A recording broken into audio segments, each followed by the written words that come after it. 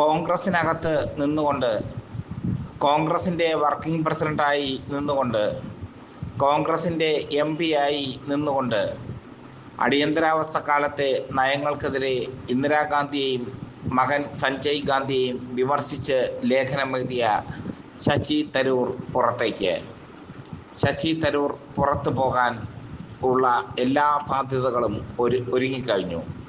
തരൂറിനെ ചവിട്ടി പുറത്താക്കാൻ കോൺഗ്രസ് തീരുമാനിച്ചു. തരൂറിനെ ചവിട്ടി പുറത്താക്കിക്കൊണ്ട് പുതിയൊരു കോൺഗ്രസിനെ വാർത്തെടുക്കാൻ ഹൈക്കമാൻഡ് തീരുമാനിച്ചു.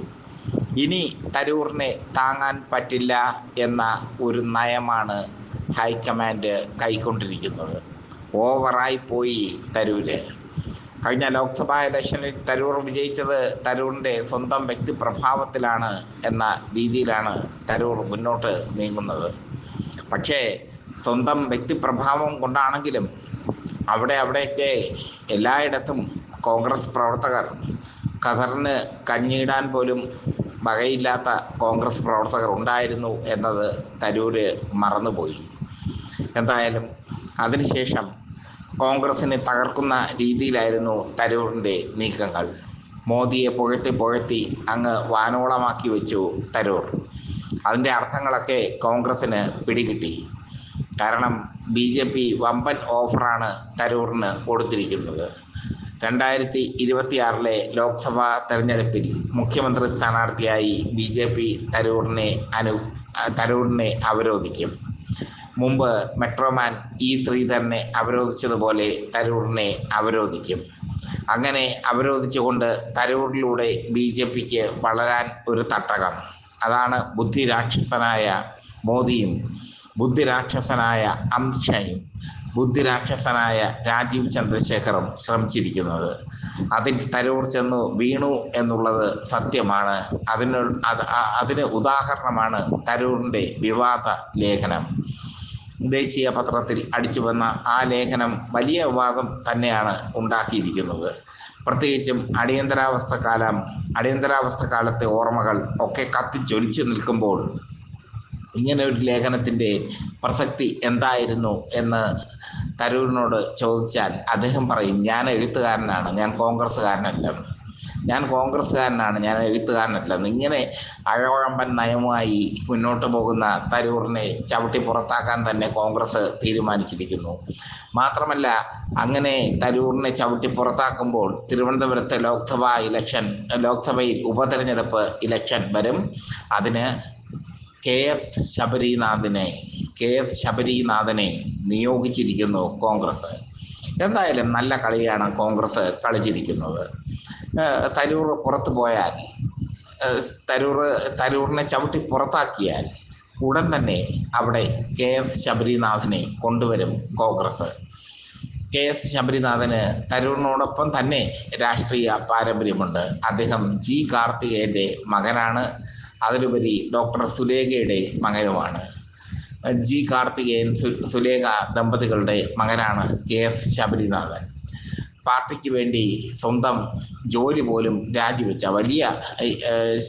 വലിയ ശമ്പളം കിട്ടുന്ന ജോലി പോലും രാജിവെച്ച വ്യക്തിയാണ് ശബരീനാഥൻ. എന്തായാലും തരൂറിന് പകരം ലോക്സഭയിലേക്ക് മത്സരിക്കാൻ ഒരു സ്ഥാനാർത്ഥിയെ കണ്ടെത്തിയിരിക്കുന്നു കോൺഗ്രസ് എന്നുള്ളത് ശ്രദ്ധേയമാണ്. തരൂറിനെ ചവിട്ടി പുറത്താക്കും കോൺഗ്രസ്. ചവിട്ടി പുറത്താക്കുക മാത്രമേ ഇനി നിവർത്തിയുള്ളൂ. കാരണം ഇയാൾ എല്ലാ അതിരുകളും ലംഘിച്ചു കഴിഞ്ഞു, എല്ലാ സീമകളും ലംഘിച്ചു കഴിഞ്ഞു തരൂർ. ഇനിയും തരൂറിനെ വെച്ചുകൊണ്ടിരുന്നാൽ അത് അപകടമാണെന്ന് കോൺഗ്രസ് തന്നെ തിരിച്ചറിയുന്നു. അതുകൊണ്ട് തന്നെ തരൂറിനെ ചവിട്ടി പുറത്താക്കിക്കൊണ്ട് ഒരു ഉപതെരഞ്ഞെടുപ്പിന് കോൺഗ്രസും തയ്യാറാകുന്നു. മറുഭാഗത്ത് എതിരാളികളില്ല എന്നുള്ളതും ശ്രദ്ധേയമാണ്. എതിരാളി എന്നുള്ളത് BJP-യാണ്. BJPക്ക് ശക്തമായ സ്വാധീനം തിരുവനന്തപുരത്തുണ്ട്. അവർ അത് കാലാകാലങ്ങളായി ഉണ്ടാക്കിയെടുത്ത സ്വാധീനമാണ്. തിരുവനന്തപുരം ലോക്സഭാ മണ്ഡലത്തിൽ പൊതുവെ മത്സരിക്കുന്നത് CPI ആണ്. CPIക്ക് പറ്റിയൊരു നേതാവൊന്നും തിരുവനന്തപുരം ലോക്സഭാ മണ്ഡലത്തിലില്ല. അങ്ങനെ ഒരു അസന്നിഗ്ധ അവസ്ഥ വരുമ്പോൾ ശബരിനാഥനും BJP നിർണയിക്കുന്ന കാൻഡിഡേറ്റും ആയിരിക്കും പ്രധാന മത്സരം. ഒരുപക്ഷെ BJPയുടെ ദേശീയ അധ്യക്ഷൻ രാജീവ് ചന്ദ്രശേഖർ തന്നെ തിരുവനന്തപുരത്ത് മത്സരിക്കാൻ, ലോക്സഭയിൽ മത്സരിക്കാൻ ഇറങ്ങിയേക്കാം.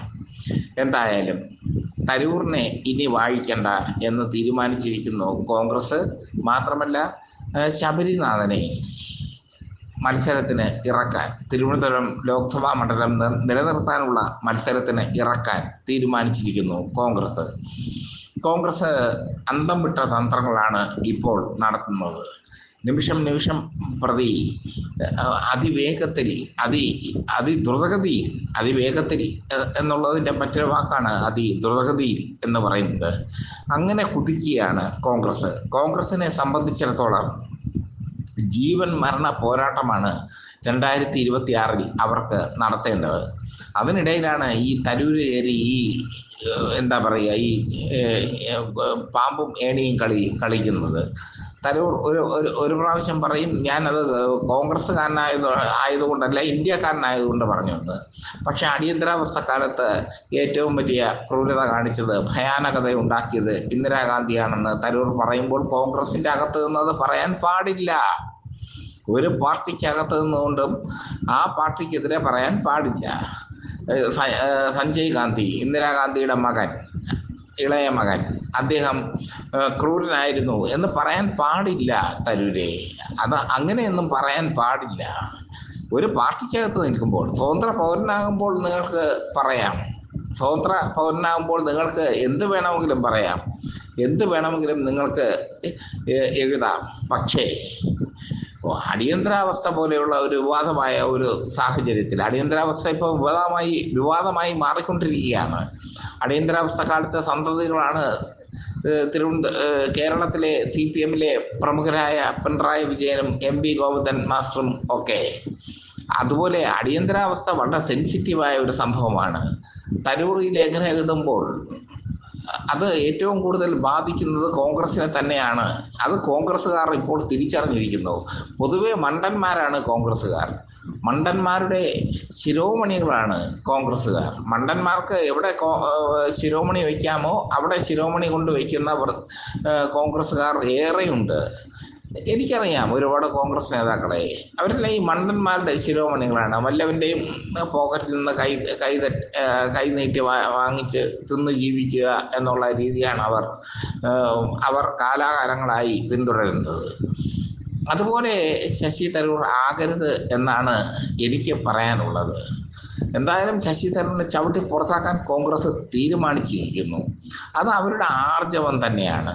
പകരം ലോക്സഭയിലേക്ക് ഇലക്ഷൻ വന്നാൽ KS ശബരിനാഥനെ ഇലക്ഷന് നിർത്താനും തീരുമാനിച്ചിരിക്കുന്നു. അതും അവരുടെ ആർജവം തന്നെയാണ്. ആ ആർജവത്തിന് ഒരു ബിഗ് സല്യൂട്ട് കൊടുക്കാതെ പറ്റില്ല പൊളിറ്റിക്സ് കേരളയ്ക്ക്. ആ ആർജവത്തിനൊരു ബിഗ് സല്യൂട്ട് കൊടുക്കുക തന്നെ വേണം. എന്തായാലും തരൂരെ ജയിപ്പിച്ചു വിട്ട ജനങ്ങളെ ഇങ്ങനെ വിഡ്ഢികളാക്കി മാറ്റരുത്.